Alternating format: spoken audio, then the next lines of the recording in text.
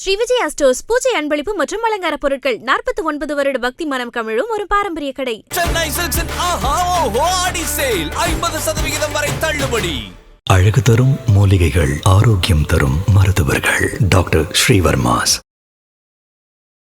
வள்ளல் பெருமானார் கொடுத்த சுத்த சன்மார்க்கத்தில் மூச்சு பயிற்சி, கண் பயிற்சி போன்ற பயிற்சிகள் எதுவும் பெருமானார் சொல்லலை. இந்த மூச்சு பயிற்சி செய்யக்கூடியவங்களை பார்த்தா நான் சில பேரை கேட்டிருக்கிறேன், இந்த பயிற்சியை சரியா செய்யும்போது ஆசன வாயில ரத்தம் வரும். உற்றொளி கொண்டோங்கி ஒருத்தட்ட போய் தீட்சை வாங்கிக்கோ, அவர்கிட்ட இருக்கக்கூடிய ஒளி அந்த உஷ்ணத்தினால உற்றொளி, உள்ளே இருக்கக்கூடிய உற்றொளி கொண்டு ஓங்கி எங்கும் தன்மயமாய் ஞான உருவாகி இதுல பயிற்சி பண்ணினீங்கன்னா அவங்க போட்டோ இப்படி இருக்கும். இதுல பாத்தீங்கன்னா இந்த கருவிழி மொத்தமாவே உள்ள போயிட்டு ஜீவகாரண்யத்தினாலேயே எல்லாமே கிடைக்கும், முத்தேக சித்தி கிடைக்குன்னே சொல்லுவார் ஐயா. அப்ப தவம் செய்ய தேவையில்லை, அதன்படி பார்த்தா தவம் தேவையில்லைங்கிற மாதிரி இருக்கும். நிறைய பேர் என்னை கூட கேட்குறாங்க, ஐயா நீங்கள் தவம் பண்ணுறீங்க, நாங்களும் தவம் பண்ணுறோம், தீட்சாவை கொடுக்க முடியுமா அப்படியெல்லாம் கேட்குறாங்க. என்ன விஷயம்னா, நீங்கள் தவத்திற்குள்ளே போவதற்கு முன்னாடி ஐபிசி பக்தி நேயர்களுக்கு இனிமையான வணக்கம்.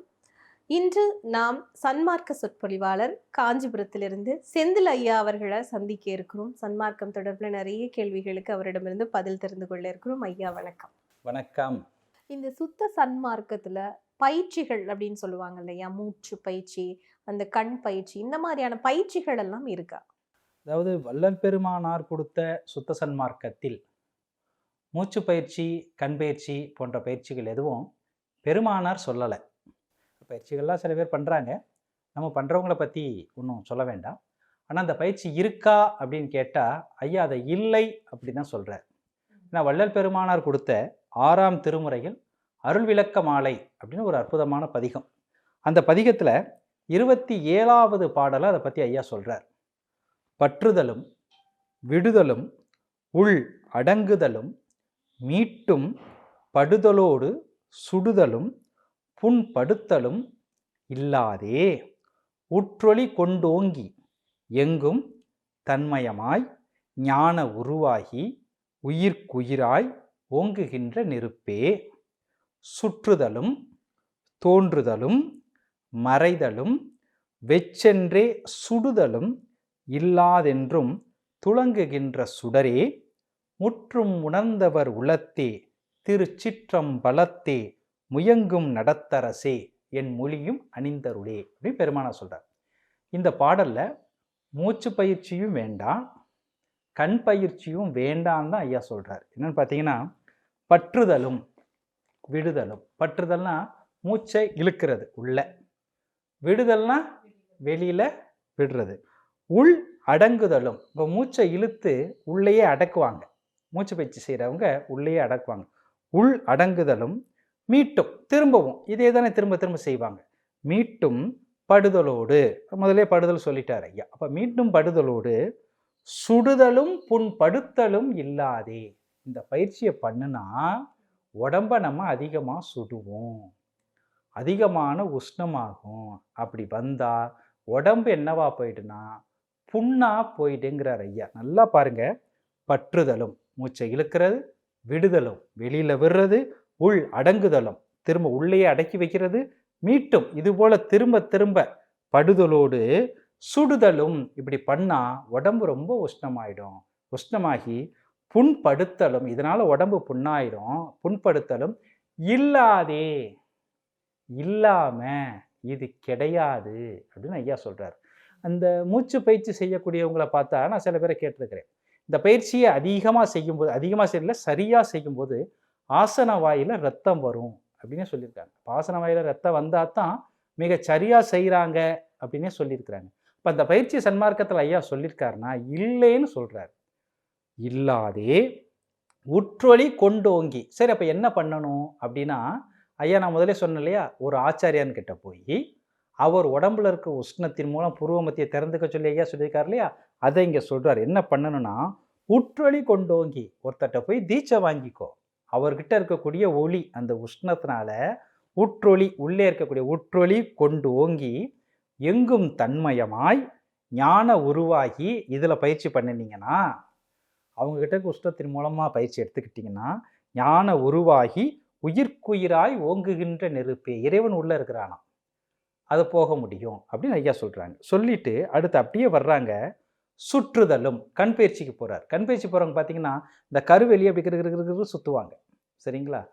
தோன்றுதலும் மறைதலும். அப்படியே பயிற்சி பண்ணுறவங்க சில ஃபோட்டோலாம் பார்த்துருக்கேன், எனக்கு அவங்க பேர் ஞாபகம் இல்லை. அவங்க ஃபோட்டோ இப்படி இருக்கும். இதில் பார்த்தீங்கன்னா இந்த கருவிழி மொத்தமாகவே உள்ளே போயிட்டுருக்கும். வெறும் வெள்ளையாக இருக்கிறது மட்டும்தான் தெரியும். அந்த கருவிழியை சுத்தமாக உள்ளே இழுத்துடுவாங்க. ஐயா சொல்கிறாரு, சுற்றுதலும், அந்த கருவிழியை சுற்றுதல், தோன்றுதலும் மறைதலும், சுத்தமாக மறைச்சிடுவாங்க. அந்த கருவிழியும் உள்ளே மறைச்சிடுவாங்க. வெச்சென்றே சுடுதலும், இதனாலும் உடம்பு சுடும், அதிகமாக உஷ்ணமாயிடும். சுடுதலும் இல்லாதென்றும், இதுவும் இல்லைன்ட்டார். அப்போ மூச்சு பயிற்சியும் ஐயா வேணான்ட்டாரு, கண் பயிற்சியும் ஐயா வேணான்ட்டார். என்ன ஆகுன்னா இதனால உடம்பு ரொம்ப சூடாகி உடம்பு புண்ணாகிடும். சுடுதலும் இல்லாதென்றும் துளங்குகின்ற சுடரே, இதெல்லாம் இல்லாமல் இருக்கக்கூடியவன் இறைவன். துளங்குகின்ற சுடரே முற்றும் உணர்ந்தவர் உளத்தே திருச்சிற்றம்பலத்தே முயங்கும் நடத்தரசே என் மொழியும் அணிந்தருளே அப்படிங்கிறார். அப்போ சுத்த சன்மார்க்கத்தை பொறுத்தவரைகள் வள்ளல் பெருமானார் மூச்சு பயிற்சியோ கண் பயிற்சியோ செய்ய சொல்லவில்லை. செய்பவர்களை பற்றி நம்ம ஒன்றும் சொல்ல முடியாது. சரி, இது செய்ய வேண்டாம். இப்போ நீ ஆமாம், இப்போ நான் சொன்னேன் என்ன பண்ணணும்னா, ஏற்கனவே சுத்த சன்மார்க்கத்தில் தவம் செஞ்சுக்கிட்டு இருக்கவங்ககிட்ட போய் அவங்க உடம்பில் இருக்கக்கூடிய முஷ்ணம் மூலமாக இந்த புருவ மத்தியை திறந்துட்டு தவம் பண்ணுங்க அப்படின்னு சொல்கிறேன். சரி, இது எப்படிப்பட்ட தவம் அப்படின்னு பார்த்தா அதையும் பெருமானா சொல்கிறார். என்னுடைய தவம், நான் சொல்லி கொடுக்குற தவமுறை எப்படிப்பட்டதுன்னா, நோவாது நோன்பு எனைப்போல் நோற்றவரும், எஞ்ஞான்றும் சாகா வரம் எனைப்போல் சார்ந்தவரும், தேவா நின் பேரருளை என் போல பெற்றவரும், எவ்வுலகில் யார் உளர் நீ சற்றே அறை அப்படிங்கிறார். என்னுடைய மார்க்கம் எப்படி தெரியுமா, நோவாது நோன்பு, ஒரு கஷ்டமும் கிடையாது. இப்போ நான் தவம் பண்ணிக்கிட்டு இருக்கிறேன், நான் புருவமத்தில் தவம் பண்ணும்போது என் உடம்பு எந்த கஷ்டமும் படாது. காலை மடக்கி இடது காலை கீழே வச்சு வலது காலை மேலே வைப்பேன், சுகாசனத்தில் நிமிர்ந்து உட்கார்ந்துருப்பேன். இந்த புருவ மத்தியில் என்ன நடக்குதுன்னு இந்த கருவிலி ரெண்டையும் கொண்டு போய் இப்படி பார்த்து கண்ணை அப்படியே மூடிட்டு உட்காந்து கவனிக்கிறது மட்டும்தான் என்னுடைய வேலை. இதுக்கப்புறம் அது நாதம் கேட்கும், முதல்ல விந்துல ஆரம்பிக்கும், நாதம் கேட்கும், பரவிந்து பரநாதம், அது வாட்ட போயிட்டே இருக்கும். இதில் உடம்புக்கு எந்த விதமான பிரச்சனையும் வரும். அதனால தான் பெருமாள் சொல்கிறார், நோவாது நோன்பு. இறைவனை பார்க்கறதுக்கான ஒரு விரத முறைகள் தானே இது எல்லாமே. என்னுடைய விரதம் எப்படிப்பட்டது, இல்லை ஒரு கஷ்டமும் கிடையாதுடா. நோவா இந்த சொல் நோகாமல் நொங்கத்திங்கிறாயான்னு சொல்லுவோம் இல்லையா, ஐயா சொல்கிறார். நம்மளாம் எப்படி பேசுவோன்னு தெரியும். வர்றார், நோவாது நோன்பு என்னைப்போல் நோற்றவரும், என்னை போல செஞ்சவனும், எங்காண்டும் சாவாவரம் அதன் போல சாகாவரத்தை என்னை போல பெற்றவரும் சேலஞ்சு பண்ணுறாரு. தேவா, இறைவனை கூப்பிடுறாரு, நின் பேரருளை, உன்னுடைய அருளை என் போல பெற்றவரும், எவ்வுலகில் யார் உலர் நீ சற்றே உரை. இந்த உலகன்னு கிடையாது, எந்த உலகத்தில் எவன் இருக்கான் நீ சொல்லு அப்படிங்கிறார்.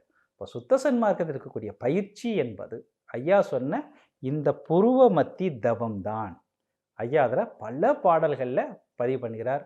ஆணி பொன்னம்பலத்தே கண்ட அற்புத காட்சிகள், அந்த பாடல்கள் எல்லாம் நிறைய வரும். 6ஆம் திருமுறையிலேயே நிறையா இருக்குது.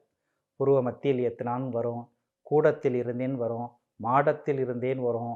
எல்லாமே சுற்றி சுற்றி சுற்றி சுற்றி எங்கே கொண்டு வருவார்னா இந்த புருவ மத்திக்கே தான் கொண்டு வருவார். ஐயா செய்த தவம், ஐயா சுத்த சன்மார்க்கத்தின் நமக்கு கொடுத்த பயிற்சி அப்படின்னு பார்த்தீங்கன்னா, நீங்கள் தயவோடு இருக்கணும், பக்தியோடு இருக்கணும், ஒழுக்கத்தோடு இருக்கணும். ஏன்னா இதெல்லாம் இருந்தால் தான் தவம் கூடும். இப்போ நிறைய பேர் என்னைய கூட கேட்குறாங்க, ஐயா நீங்கள் தவம் பண்ணுறீங்களே, நாங்களும் தவம் பண்ணுறோம், தீட்சாவை கொடுக்க முடியுமா அப்படியெல்லாம் கேட்குறாங்க. என்ன விஷயம்னா, நீங்கள் தவத்திற்குள்ளே போவதற்கு முன்னாடி திரு அருட்பாவை நன்றாக படியுங்கள், உங்களை நீங்கள் தயார்படுத்தி கொள்ளுங்கள். பக்தி எப்படி பண்ணணும், ஐயா சொன்ன இந்திரிய ஒழுக்கங்கள், கரண ஒழுக்கங்கள், என்னென்ன ஒழுக்கங்கள் எல்லாம் ஏன் இதெல்லாம் சொல்கிறேன் அப்படின்னா, இதையெல்லாம் செஞ்சாதான், இப்படி நின்னாதான் அந்த தவமும் கைகூடும். ஐயா அப்படியெல்லாம் நின்றார், அப்போதான் அந்த தவமும் கைகூடும். இப்போது ஒரு சில பேர் என்ன சொல்லுவாங்கன்னா, சன்மார்க்கத்தில் தவமே கிடையாது, ஐயா ஜீவகாருண்யத்தோடு இருந்தால் போதுன்னுட்டாரு. அப்படி தான் ஐயா சொல்லுவார்.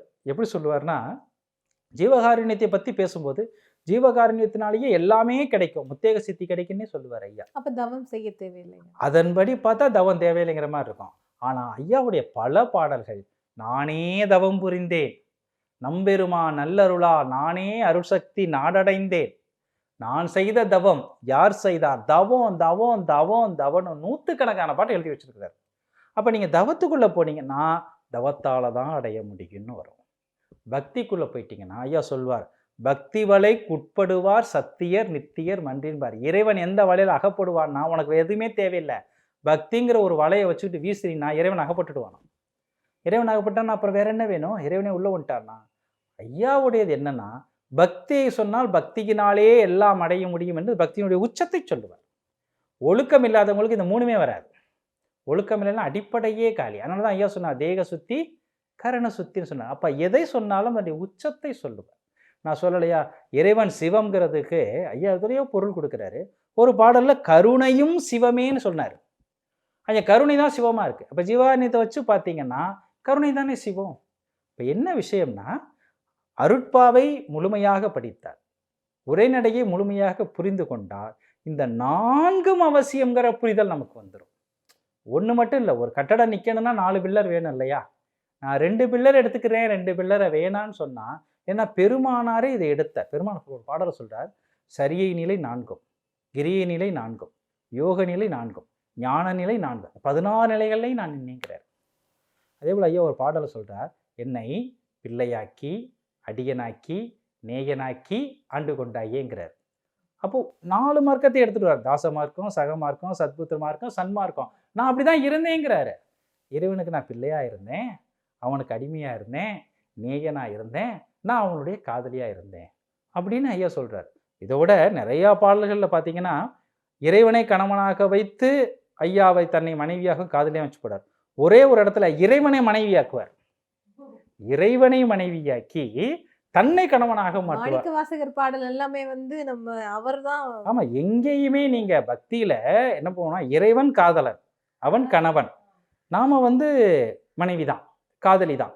இப்படித்தான் பெருமான் பாடல்கள் எல்லாம் இருக்கும். ஆனா ஒரே ஒரு இடத்துல அதையே தூக்கி சாப்பிட்றார், இறைவனை மனைவியாக்கி இவர் கணவனா மாறுவார். அது மாதிரி பாடல்கள்லாம் நிறைய வரும். இப்போ ஐயா சொன்னது சுத்த சன்மார்க்கத்தில் இது போல பயிற்சியை தான் ஐயா சொன்னாரே ஒழிய, மூச்சு பயிற்சியோ கண் பயிற்சியோ வள்ளல் பெருமானா சுத்த சன்மார்க்கத்தில் சொல்லவில்லை.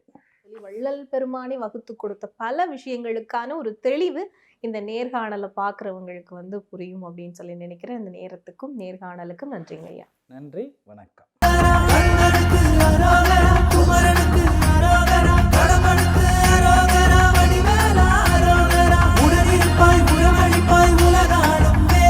ஸ்ரீ விஜயா ஸ்டோர்ஸ் பூஜை அன்பளிப்பு மற்றும் அலங்கார பொருட்கள். 49 வருட பக்தி மனம் கமிழும் ஒரு பாரம்பரிய கடை. சென்னை சில்க்ஸின் ஆஹா ஓஹோ ஆடி சேல் 50% வரை தள்ளுபடி. அழகு தரும் மூலிகைகள், ஆரோக்கியம் தரும் மருத்துவர்கள். டாக்டர் ஸ்ரீவர்மாஸ்.